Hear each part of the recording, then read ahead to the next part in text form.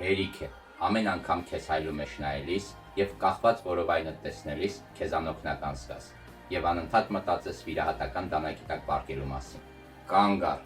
վիրահատությունը հետևանքը վերացնելու միջոց է, իսկ պատճառը մնում է քո ներսում։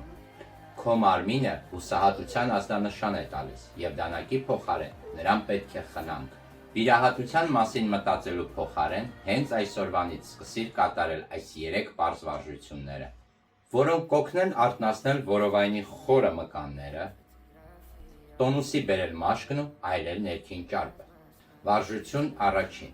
կատարում ենք խորը շունչ, ձգելով որովայնի մկանները, այսպես պահում ենք 10-ից 15 վայրկյան։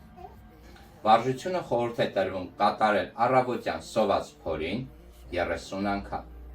Երկրորդ վարժություն. կատարում ենք խորը շունչ և 30 վայրկյան շարունակ դուրս նետում շունչը, աշխատում են որովայնի մկանները։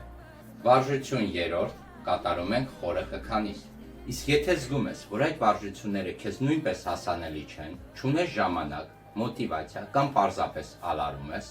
ուրեմն քո վերջին, բայց ամենահուսալի տարբերակը դա առողջ սննդակարգն է։ Ահա այստեղ քեզ կարող եմ օգնել ես, առանց տանջելու, առանց ստրեսի, առանց քաղցի, կազմելով քեզ համար այնպիսի սննդակարգ, որը կհալեցնի ավելորդ ճարպերը, կվերականգնի թեթևությունը։